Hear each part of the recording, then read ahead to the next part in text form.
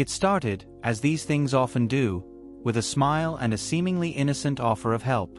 A gesture so mundane, so outwardly kind, that to refuse it would have felt churlish, even paranoid. But beneath that veneer of neighborly goodwill festered an obsession, a dark, consuming envy that would eventually rip my world apart and steal the one creature who had tethered me to sanity. This isn't just a story about a stolen dog, it's a chilling descent into the heart of human possessiveness, a tale of betrayal so profound it still leaves me gasping for air when I think about it too long. My name is Sarah, and this is the story of how my neighbor, a woman I once considered a friend, became consumed by an unholy obsession with my therapy dog, Finn, and ultimately, how she stole him from me. To understand the depth of this betrayal, you need to understand Finn, and you need to understand me before Finn came into my life. I had been through something truly horrific. A car accident, not just any accident, but one that left me with debilitating physical injuries and, far more insidiously, a profound, soul-crushing trauma. The kind of trauma that makes the simplest act of living a monumental effort. I couldn't sleep. When I did, nightmares haunted me. I couldn't be in crowds. The anxiety was crippling. The world felt loud, chaotic, and utterly terrifying. Doctors, therapists, medication. I tried everything, but the grip of that fear was relentless. I was a shadow of myself, drifting through days, barely functioning. My once vibrant life had been reduced to a fragile existence, constantly on the brink of shattering. That's when my therapist suggested a therapy dog. I was skeptical. How could an animal fix what felt so deeply broken within me? But she insisted, explaining the science, the emotional support, the grounding presence an animal could provide. Reluctantly, I agreed to meet a few dogs. And then I met Finn. He wasn't just any dog. He was a golden retriever, pure gold fur, eyes that held an ancient wisdom and an endless well of compassion. From the moment I saw him, something shifted inside me. He walked right up, nudged his wet nose into my hand, and looked at me with an intensity that seemed to say, "I see you. I understand." It wasn't pity. It was connection. A recognition of my pain, and a silent promise to help carry it. Finn was already trained as a therapy dog, with a gentle demeanor and an uncanny ability to sense my anxiety before it even fully manifested. He would nudge me, lie his head on my lap, or simply rest his paw on my arm, and the wave of panic would recede, just a little. He was my anchor, my shadow, my furry guardian angel. He gave me a reason to get out of bed, to go for walks, to engage with the world again, even if only through his reassuring presence. He didn't just ease my symptoms. He helped me heal, slowly, painstakingly, but surely. He was not just a pet. He was a lifeline. He was my purpose. He was, quite simply, my best friend, my protector, my reason for being. His presence transformed my apartment from a place of suffocating solitude into a home filled with warmth and quiet joy. He would greet me at the door with a wagging tail and a soft toy, his whole body wiggling with unbridled affection. He'd sleep curled up beside my bed, his gentle snores a comforting rhythm in the otherwise silent nights. When I had a nightmare, he'd stir, place a heavy paw on my chest, and lick away the tears that streamed down my face. He knew. He always knew. Finn taught me how to breathe again, how to find moments of peace amidst the lingering echoes of trauma. He was the softest, warmest, most empathetic soul I had ever encountered, and I loved him with a fierce, protective intensity that only someone who has been pulled back from the brink of despair can understand. He was not just a dog. He was my dog, uniquely attuned to my needs, an extension of my very being. Then came the neighbor. Her name was Brenda. She lived directly across the hall from me in our small, quiet apartment building. When I first moved in, before Finn, she had seemed perfectly normal. A bit overly friendly, perhaps, but isn't that just a small-town charm in a big city? She was in her late 40s, always impeccably dressed, with a kind of brittle cheerfulness that, in hindsight, masked something far more unsettling. She was divorced, lived alone, and worked from home, which meant she was often around. Our initial interactions were pleasant enough. Shared elevator rides, small talk about the weather, a brief exchange about the best local coffee shop. She seemed lonely, perhaps, but harmless. The moment she saw Finn, however, something in her eyes shifted. It wasn't immediate, not a sudden, dramatic change, but a subtle flicker, a spark of something I couldn't quite place at the time. It was the first week Finn was with me. I was taking him for his evening walk, still a little self-conscious about having a therapy dog, worried about how people would perceive me. Brenda was getting her mail as we stepped out of my apartment. "Oh my goodness!"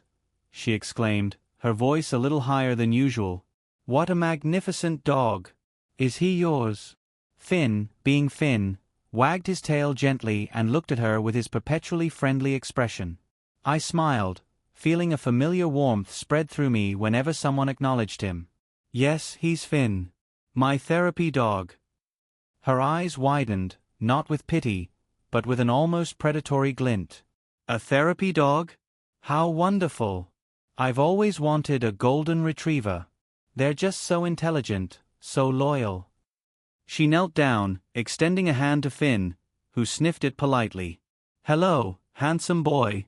You are just the most beautiful creature, aren't you?" Her voice was soft, saccharine, a little too intense for a first meeting. I thought nothing of it then. People always reacted positively to Finn. He had that effect on everyone. We chatted for a few minutes, Brenda asking about his age, his temperament, how long I'd had him. She kept stroking his head, her fingers lingering, her gaze fixed on him with an intensity that, even then, made a tiny, almost imperceptible part of me feel a touch uneasy. I brushed it off. She was just an animal lover, I told myself. Nothing more. Over the next few weeks, Brenda's interest in Finn grew from casual admiration to something more pronounced. She would time her exits from her apartment to coincide with ours, always managing to bump into us in the hallway or the lobby. "Oh, fancy meeting you two again," she'd chirp, as if it were a delightful coincidence, not a calculated maneuver. She'd always have a treat for Finn. Small, organic, expensive-looking biscuits that I knew he loved. I appreciated the gesture. Initially. It was kind, thoughtful. But then the treats became more frequent, and her interactions with him became longer, more intimate.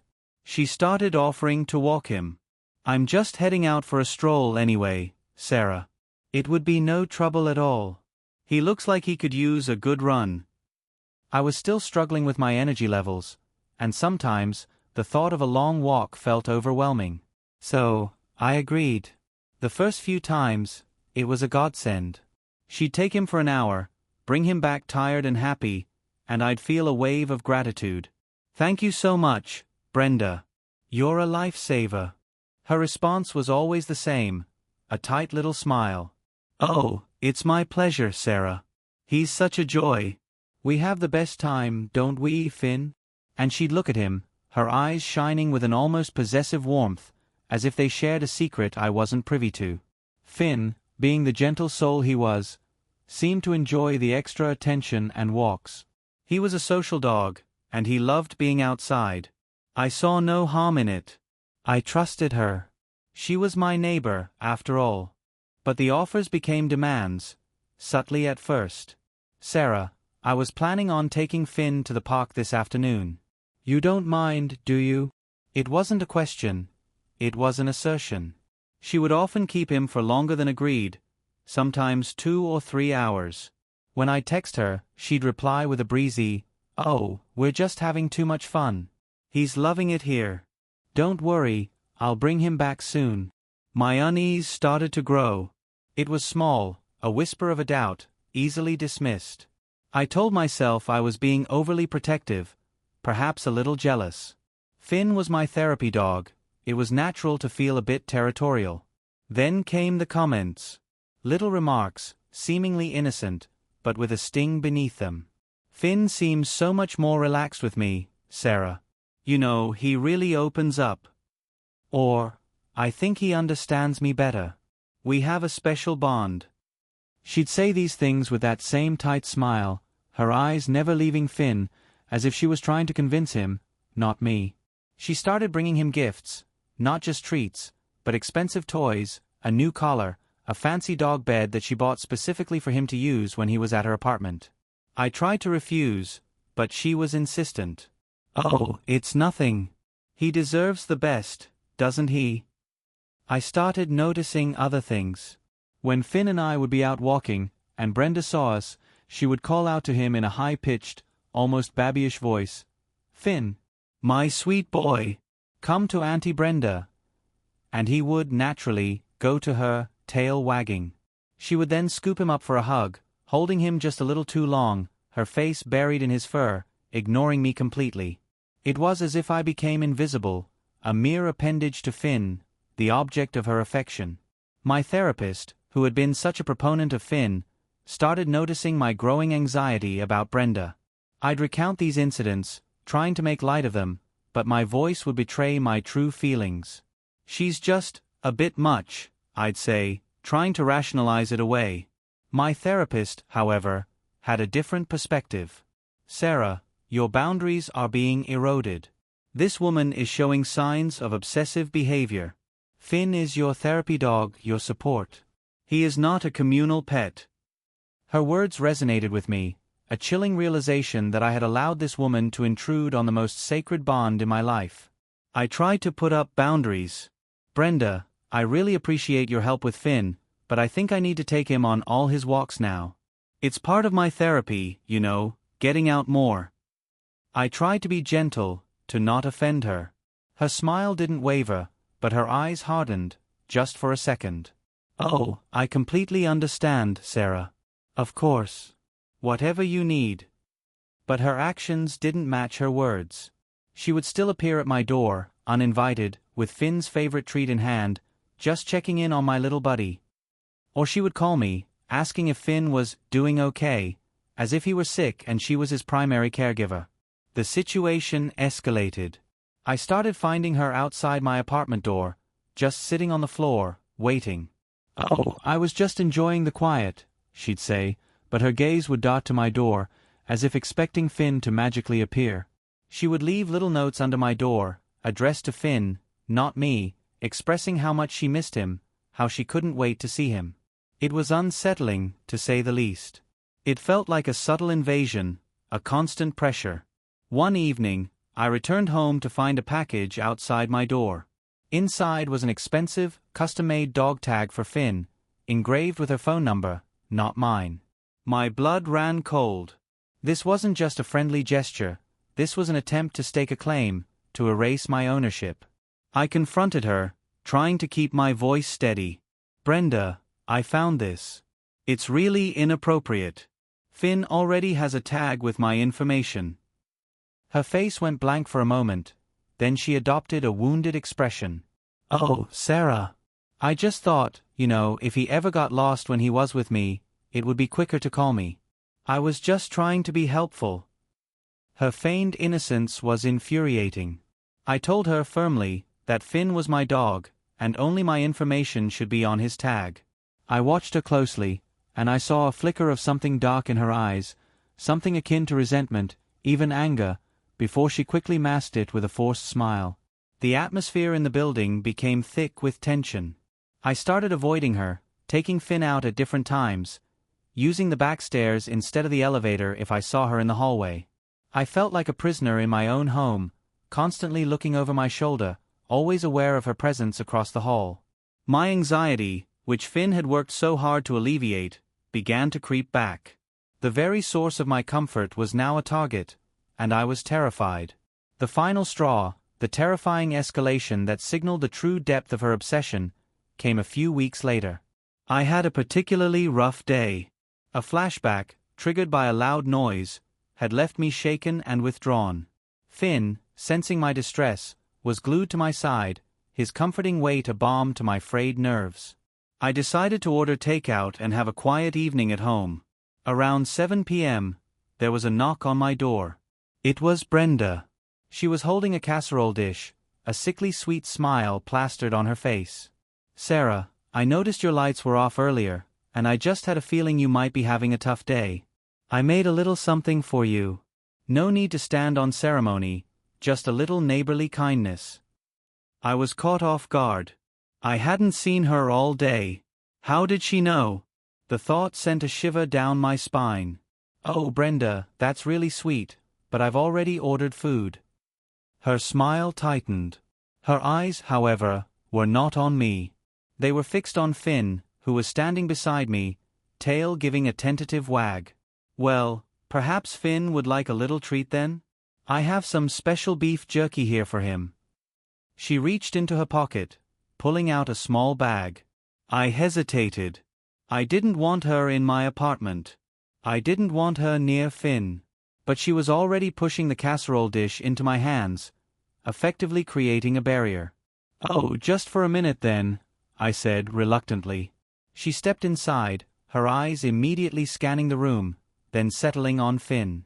She knelt down, talking to him in that overly affectionate voice, completely ignoring me.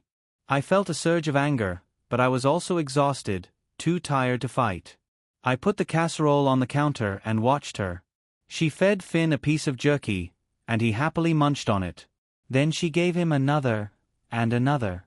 I noticed a slight tremor in her hands, a barely perceptible tension in her jaw. Brenda, that's enough, I said, trying to sound firm. He's had his dinner. She ignored me, reaching for another piece. Finn, bless his heart, was eager for more.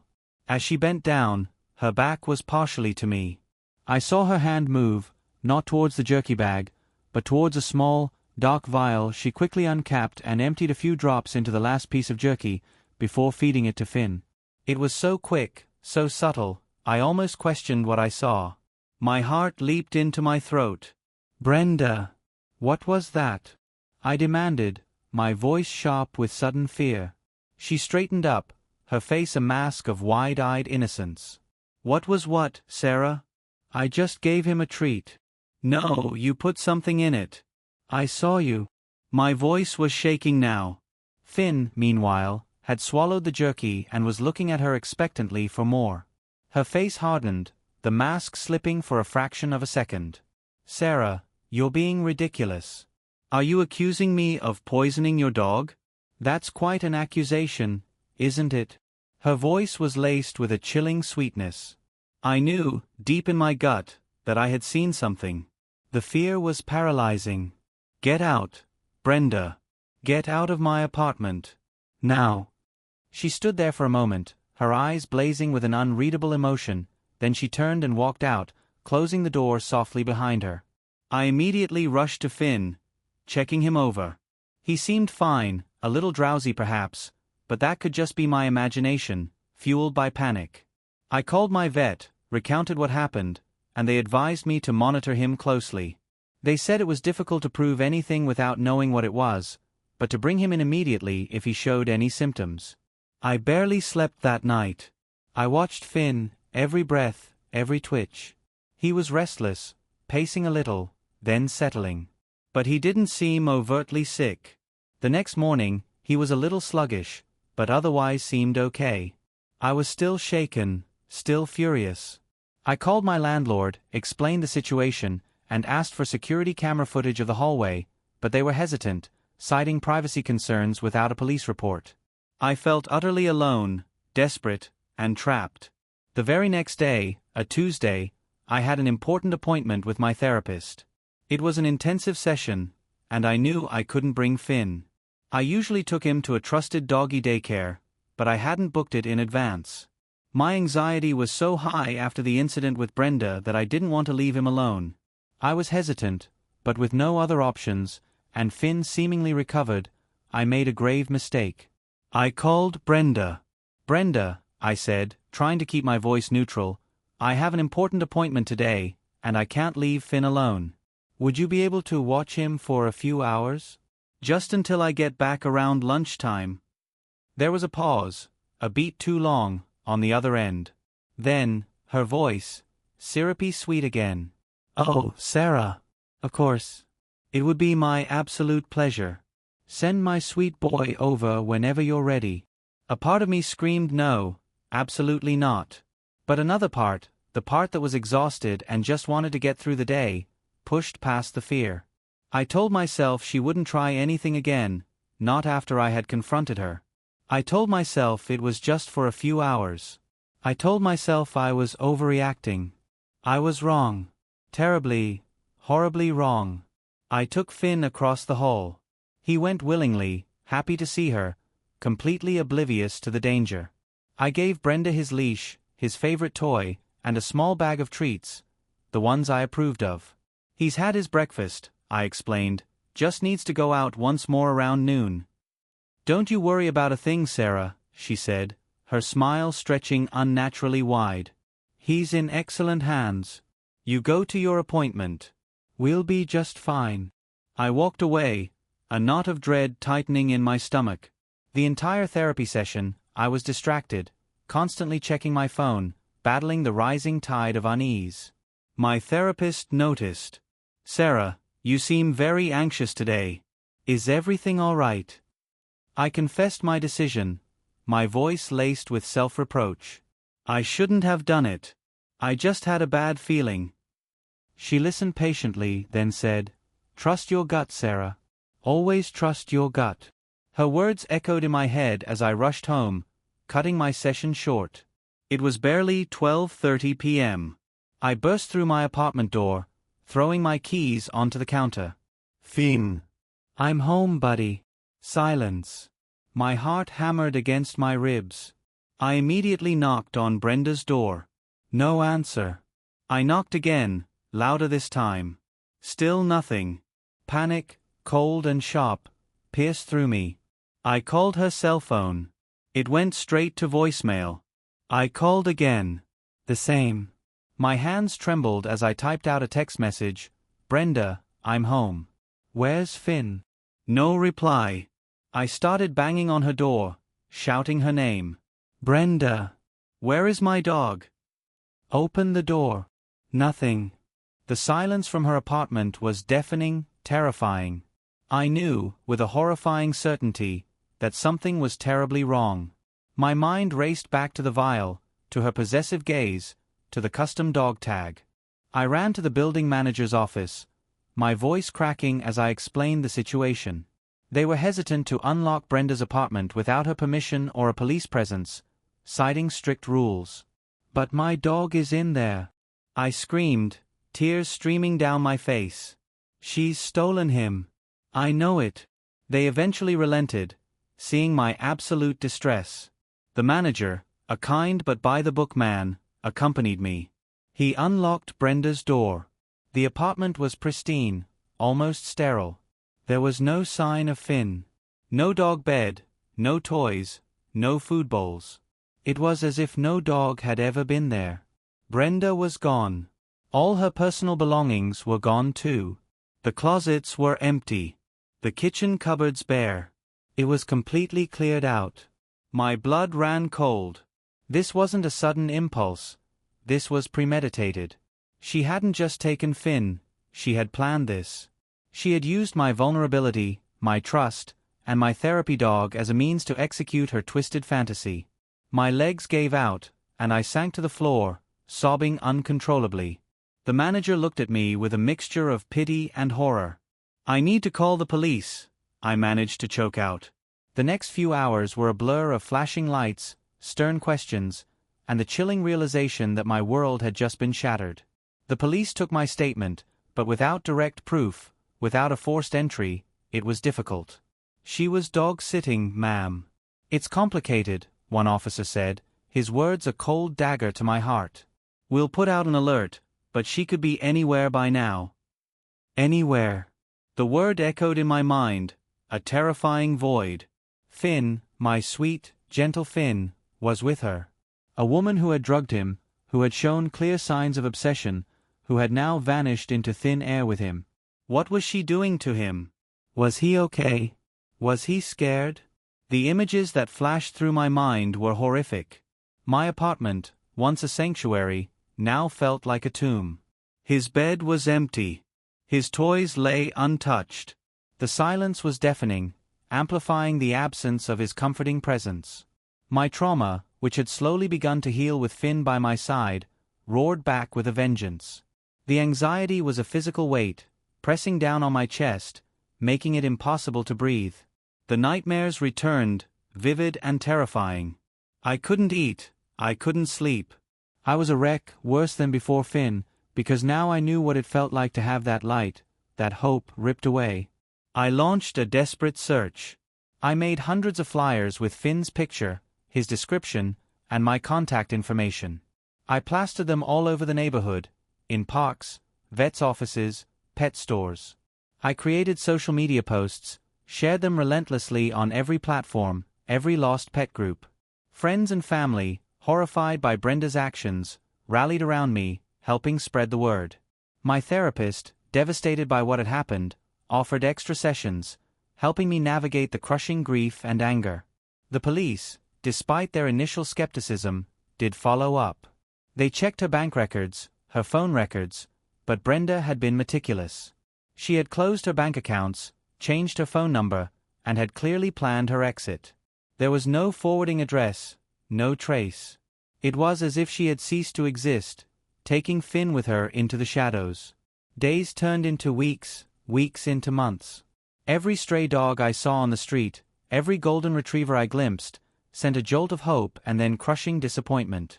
My heart ached constantly, a phantom limb pain for the dog who was no longer by my side.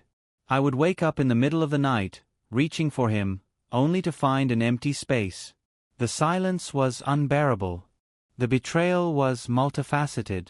It wasn't just the theft of my dog, it was the violation of trust, the calculated manipulation, the deliberate cruelty of preying on my vulnerability.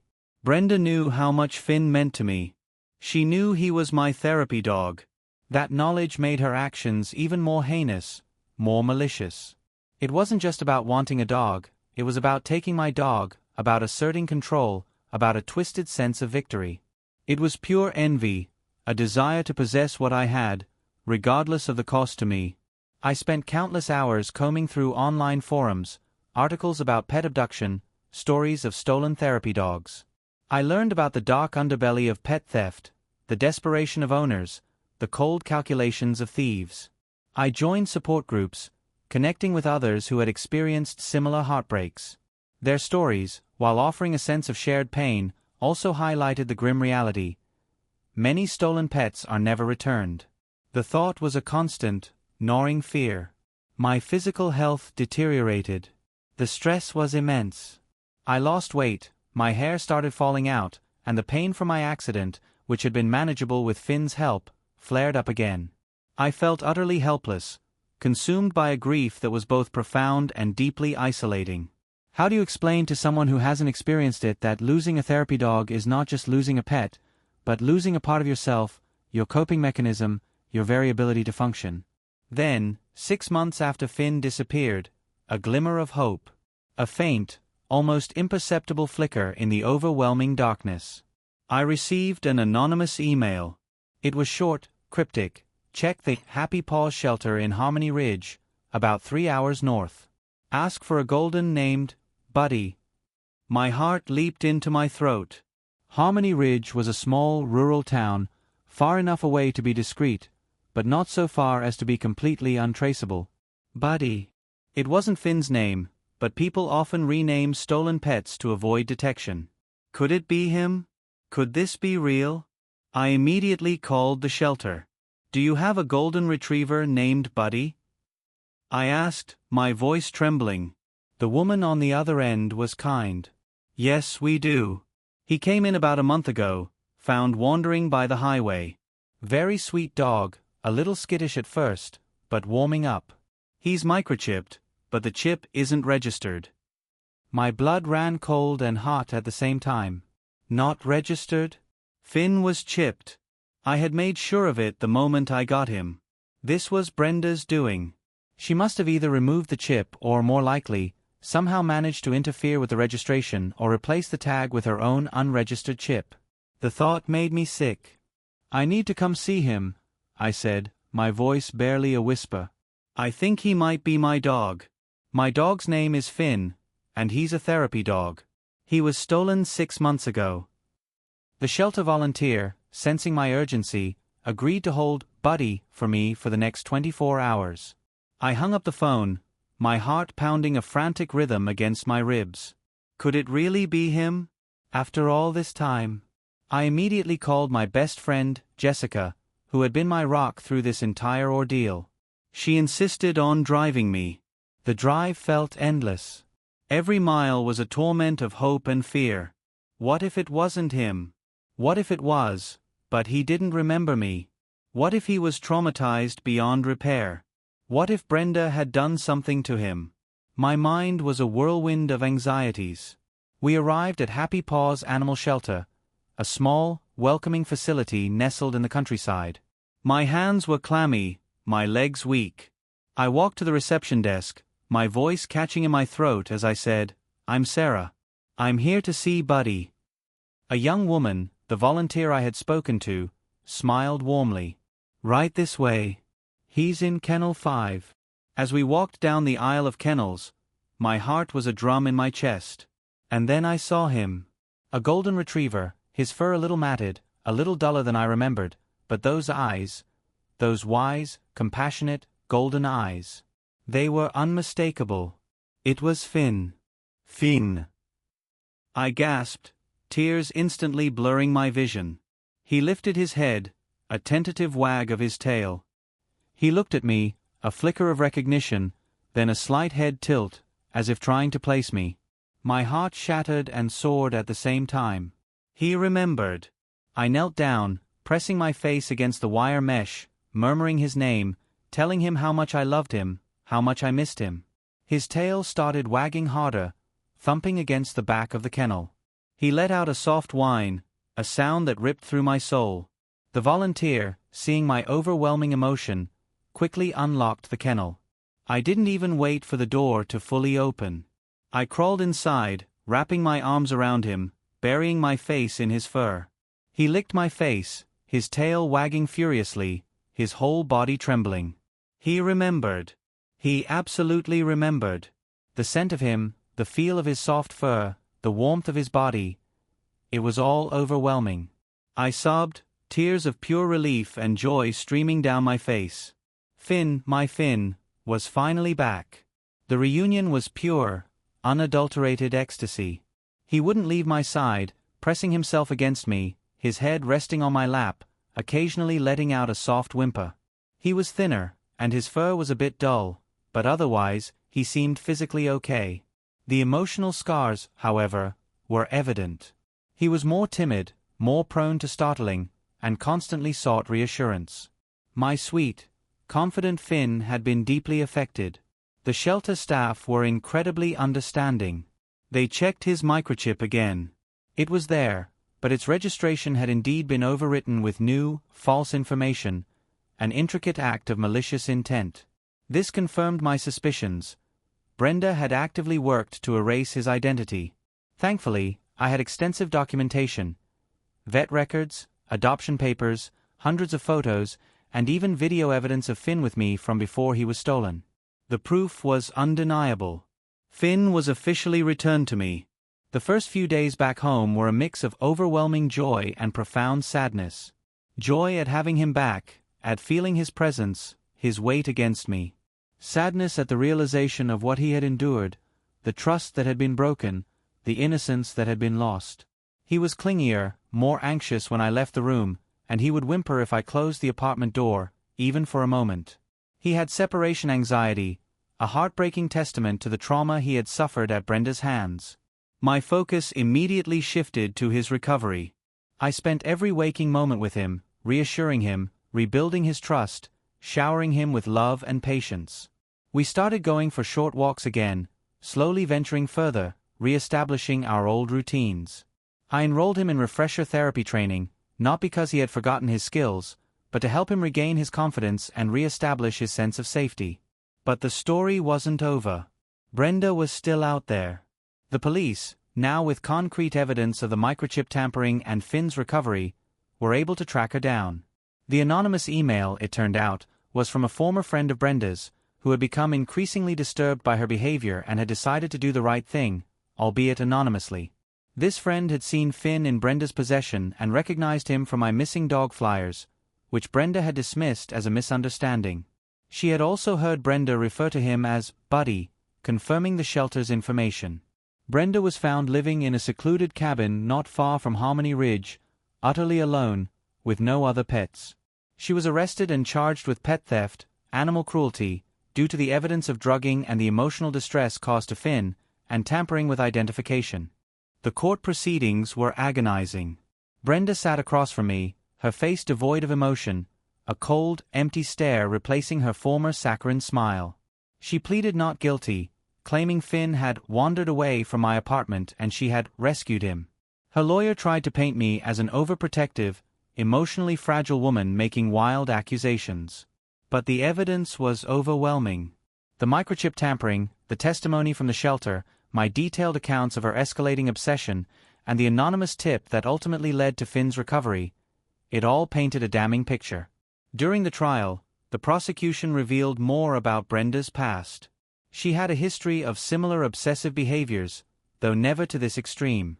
She had been estranged from her family for years, described as intensely lonely and prone to fixating on things or people. Finn, in her twisted mind, had become her sole focus, an object of desire that she felt entitled to possess, regardless of the pain it inflicted on others. Her envy of my bond with Finn, the way he helped me, the joy he brought into my life, it had consumed her. She hadn't just wanted a dog, she had wanted my dog, the dog that was special, the dog that was loved, the dog that was a symbol of my healing. She wanted to take that from me. The judge, after hearing all the evidence, found Brenda guilty. She received a significant fine, probation, and a restraining order preventing her from ever coming near me or Finn again. Crucially, she was also ordered to undergo extensive psychological evaluation and therapy.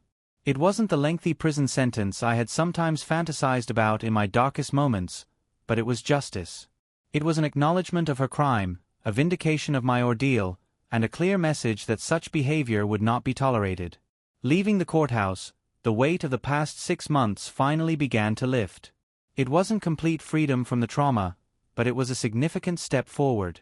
Finn was waiting for me outside, Jessica holding his leash. He greeted me with a joyful bark and a full-body wag, his eyes shining with pure devotion. The road to full recovery for both Finn and me has been long and continues even now. He still has moments of anxiety, especially when I leave him, but with time, patience, and consistent love, he is slowly regaining his old confidence.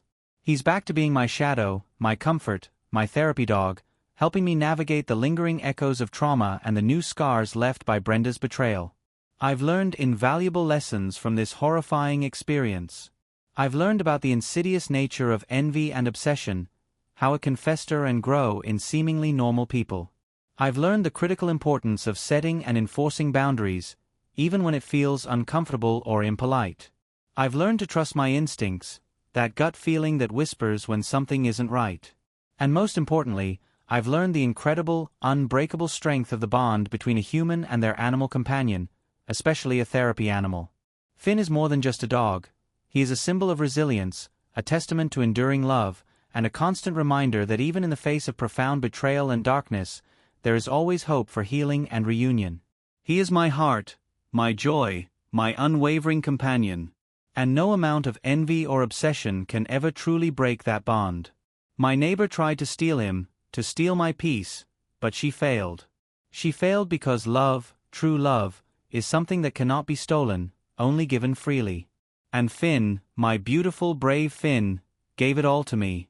This story is a stark reminder to cherish those who bring light into your life, to guard your peace fiercely, and to never underestimate the darkness that can lurk beneath the surface of seemingly friendly faces. Trust your instincts. Protect your boundaries. And never, ever let anyone come between you and the ones you love, especially the ones who help you heal. If you've ever felt that chilling touch of betrayal, or if this story resonated with you, please consider sharing your own experiences in the comments below.